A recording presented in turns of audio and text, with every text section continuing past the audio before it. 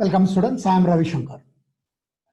In my last video, I have given you how to measure the largest distances or the faraway objects which are at far distance with the help of triangulation method as well as with the help of the parallax method.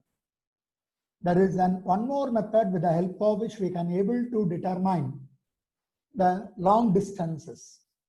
That method we are calling it out as radar method. See, the radar, what it stands for? What is the abbreviation for radar? Radar means radio detection and ranging. Radio detection and ranging. See, using this radio detection and ranging method, that is, using this radar method, one can measure the accurate distance of nearby planets like Mars. So I can say using this method, okay, using this method, the distance of the nearby planets, the distance of nearby planets like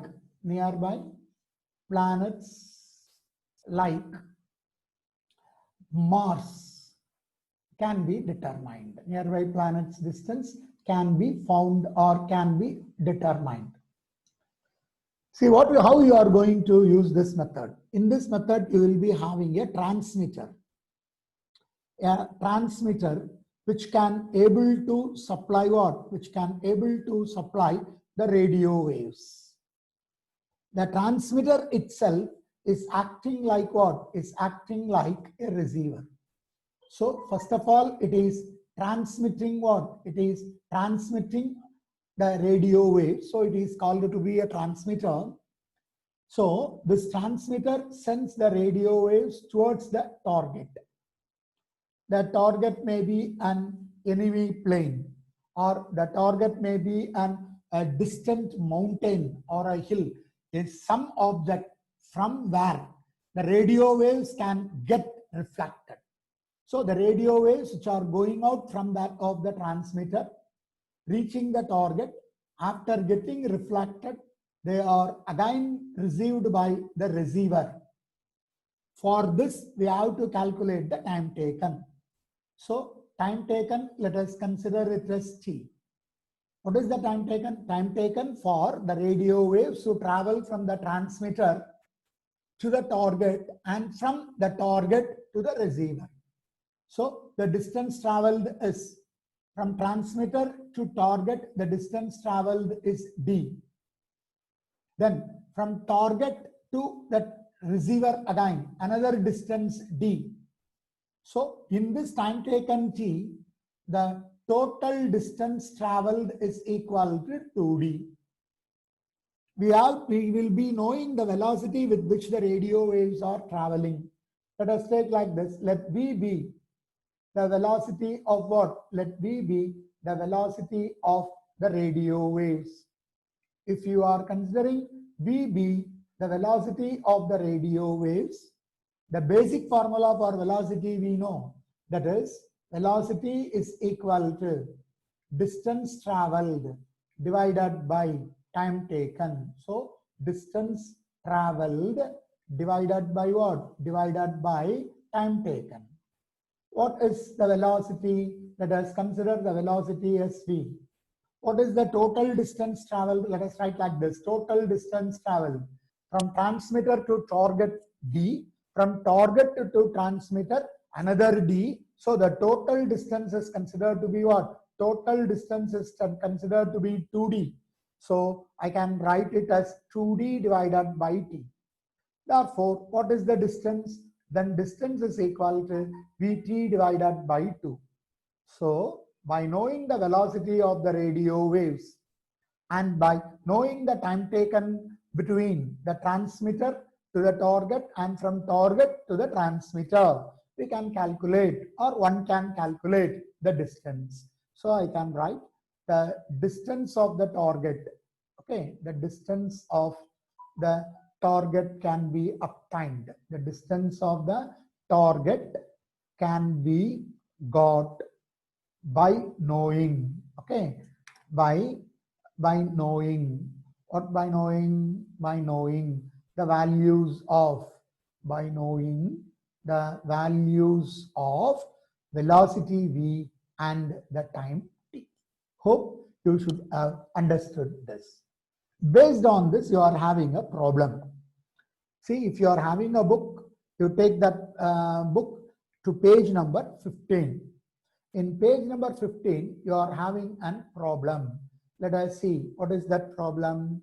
See, the example problem based on this concept, problem number 1.3, and it is available in the page number, in what page? In the page number 15. So what is the problem? Let us write, because if you are not having the book, you just to see that. See, a radar signal, it was being given like this, yeah? Radar signal. A radar signal is beamed towards, a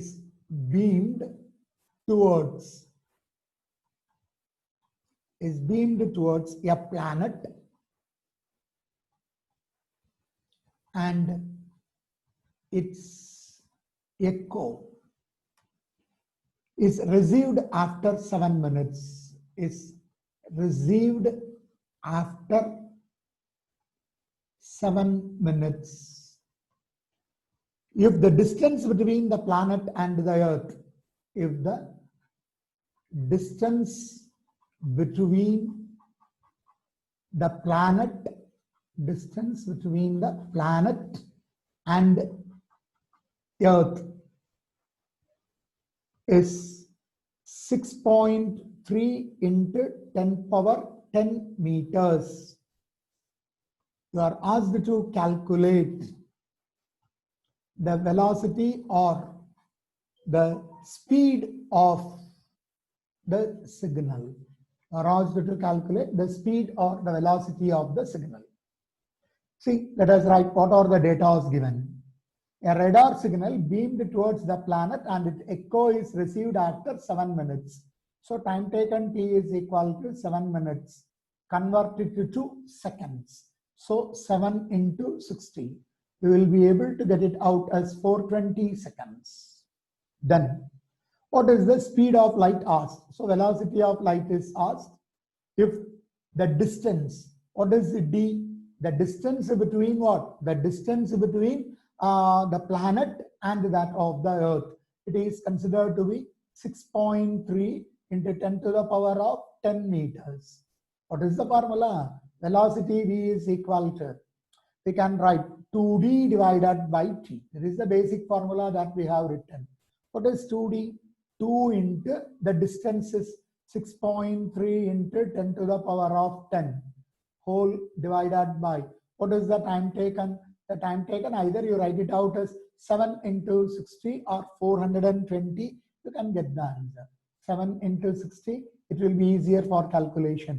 To do the calculation, nearly you will be getting the answer as 3 into 10 to the power of 8 meter per second. This is the problem, how you can able to solve it out. So you should solve it out, try to solve it out again by yourself. So with this, we can come to a conclusion that how you can able to measure the faraway objects or larger distances with special methods. We have seen about 3 special methods. In one of the video, I have gone with the triangulation method. And in the second video, I have gone with parallax method, where the diameter of the moon has also been calculated, which is not given in your book. It is important. And I have gone with one problem, that problem number 1.2. Then this example problem number 1.3 is solved here.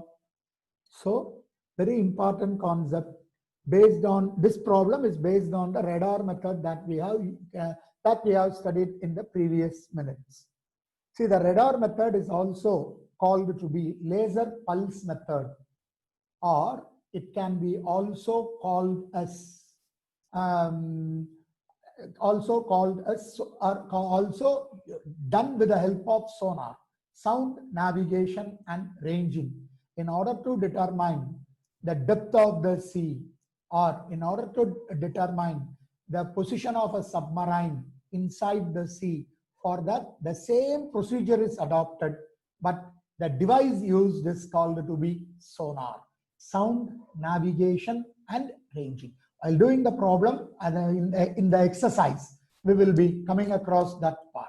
Okay, now let us move on to the next one. See, we are going to study about some of the common practical units of length. Already in the previous videos, we have stated we are using a meter scale, then screw gauge, then vernier calipers for measuring shorter distances. For measuring large distances, we have gone for some special methods like triangulation method, parallax method, and also the radar method. Now, apart from this, there are some units which are being used in practice commonly. What are they? Just we will be going through it. The first one, we are taking it as Fermi.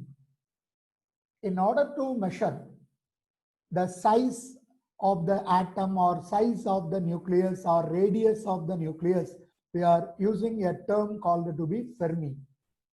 Or we can also say this Fermi as femto. What is the conversion?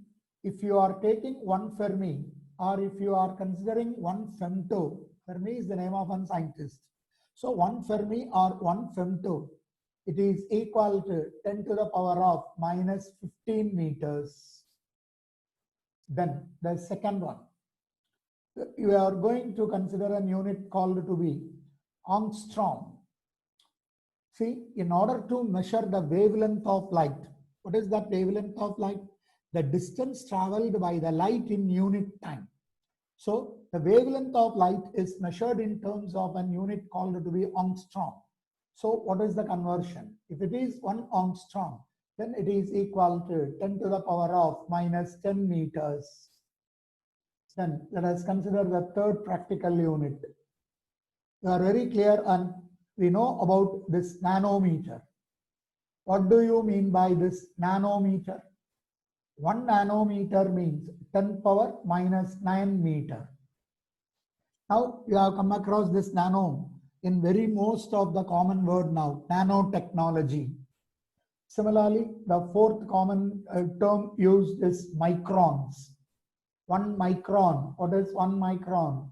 This 1 micron is considered to be 10 to the power of minus 6 meters. What is that 1 micron?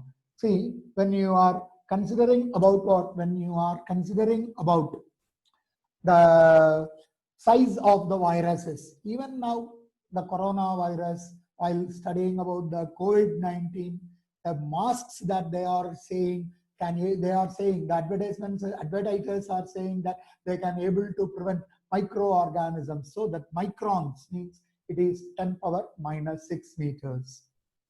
Apart from this, we are having another unit called to be 1 light year. What do you mean by this light year? That light year is used for measuring the measuring distance. What is that 1 light year? 1 light year means it is considered to be the distance traveled by light. Distance traveled by light in 1 year. Distance traveled by light in 1 year. How you can able to calculate that the distance traveled by light in 1 year? A simple method. See, we know the formula for velocity. What is velocity? Velocity is given by the formula distance traveled divided by time taken. So what is the distance? That is what we are calculating, 1 light year. Therefore, I can say distance is equal to, what is the distance? Velocity into time. So I can write it out as velocity into time. So this distance is given by an unit called to be 1 light year.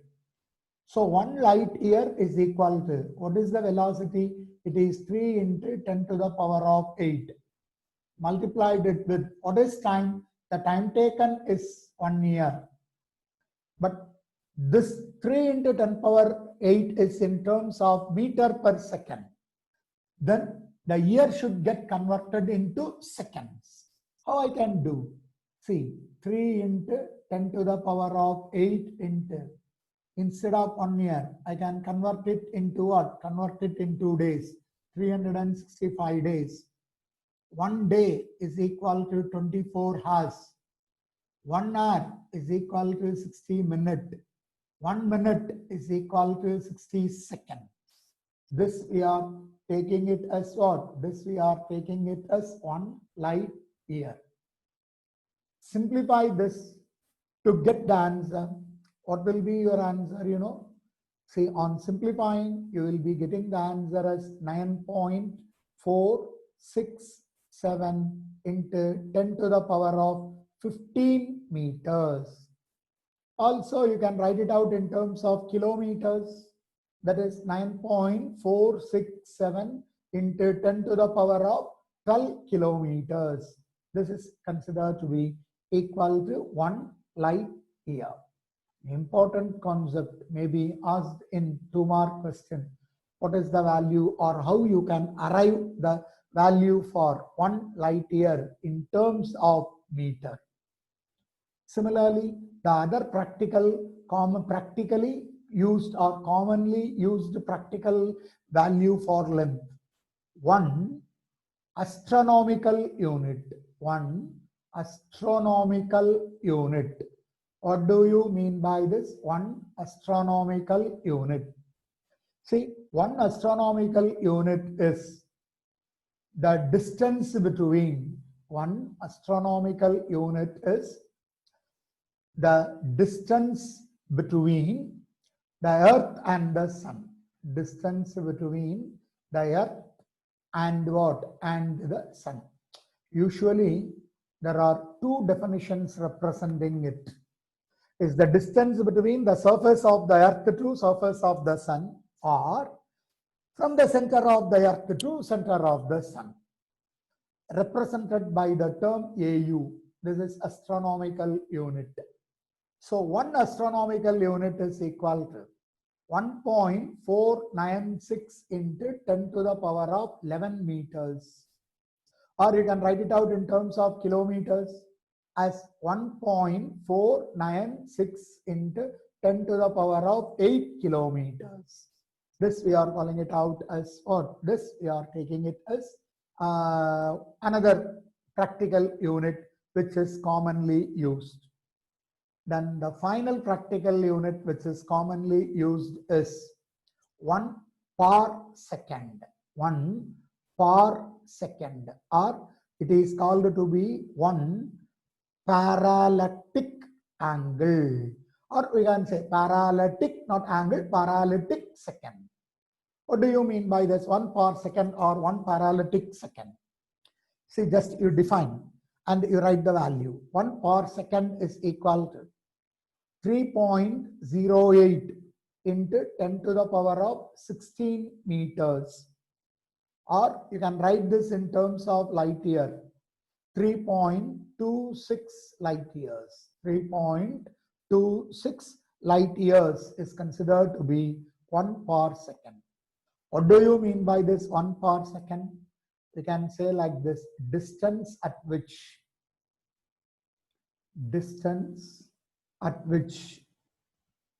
an arc of 1 Armstrong unit, an arc of 1 astronomical unit subtends an angle of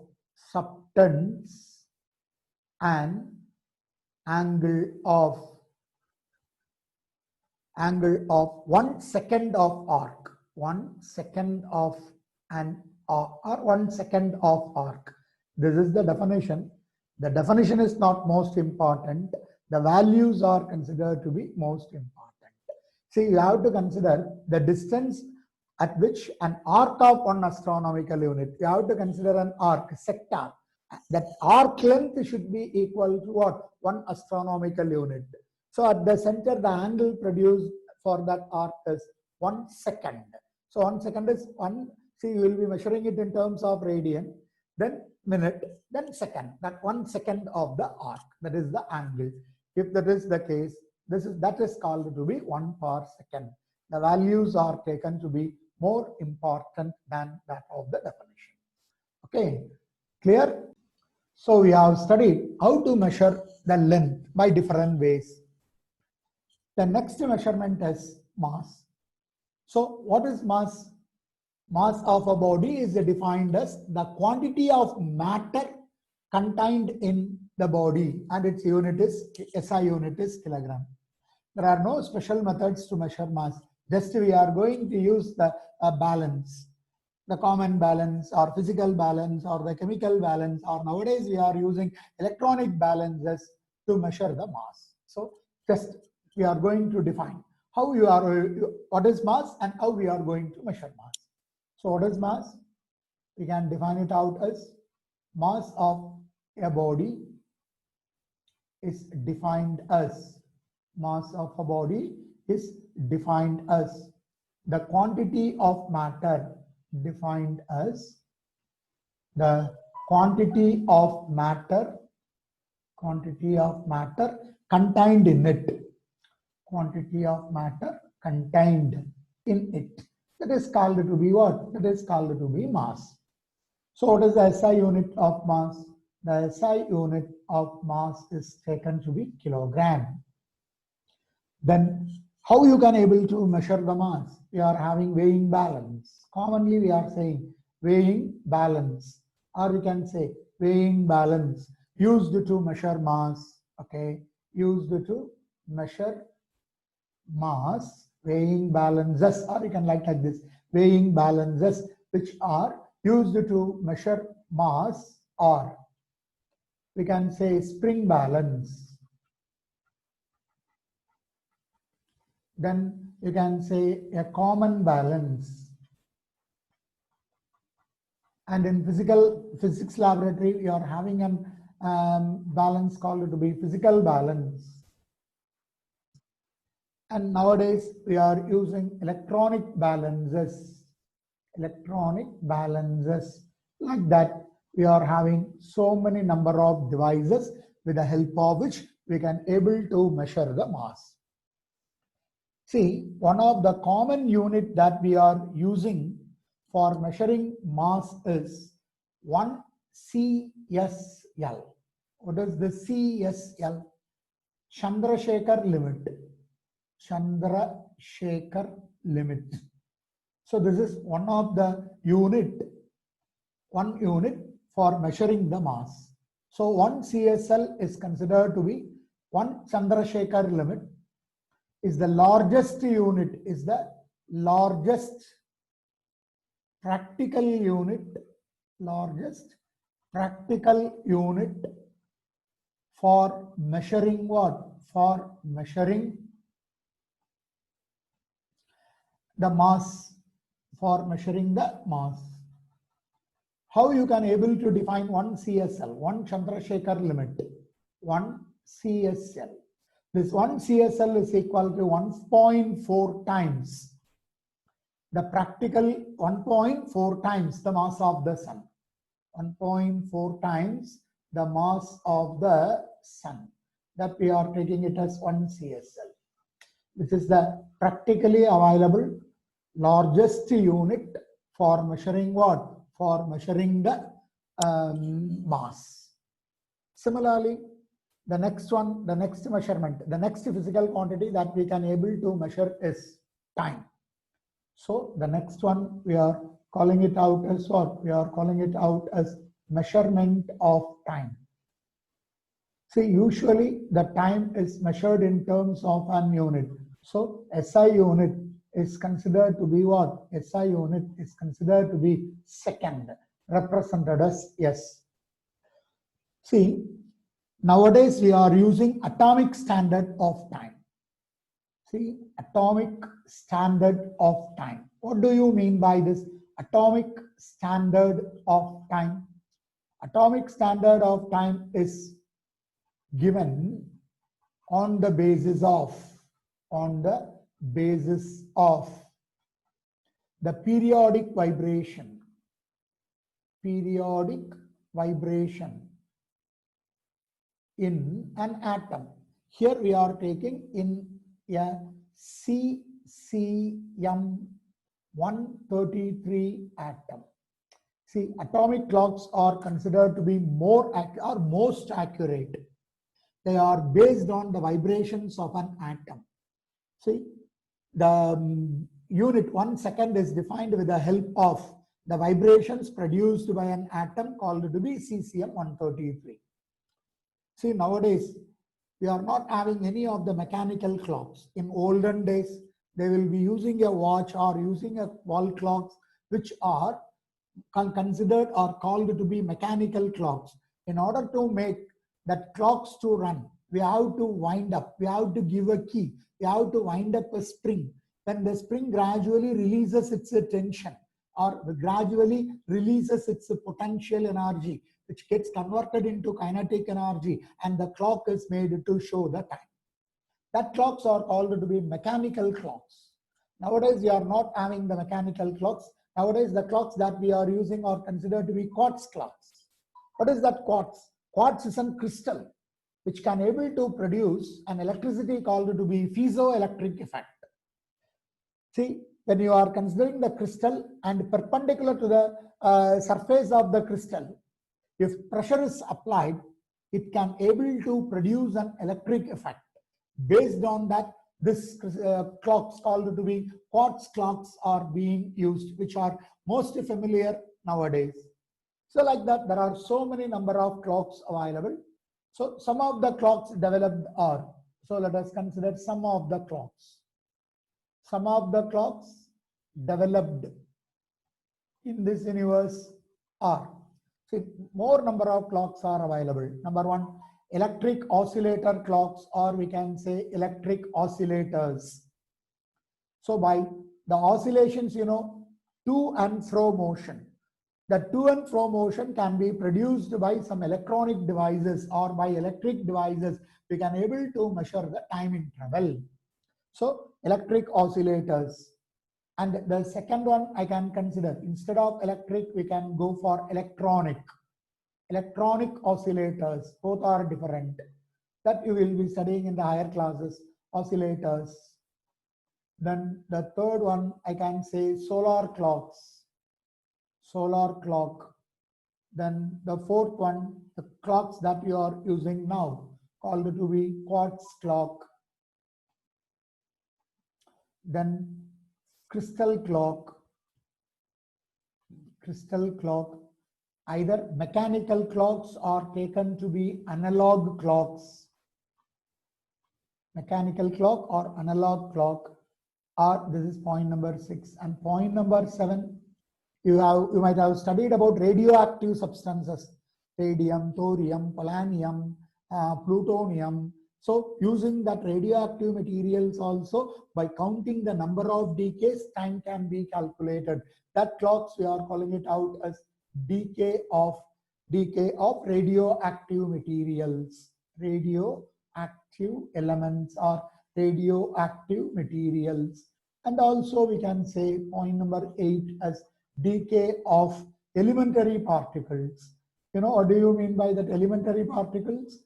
Elementary particles, photons, electrons, protons, positrons, mesons, like that. So many number of particles are there. The elementary particles are the building blocks of this universe. So that elementary particles are also used to calculate the time by which they are getting decay. So these are some methods by which time can be measured. So you know, the practical unit that can be used for measuring the smallest time interval.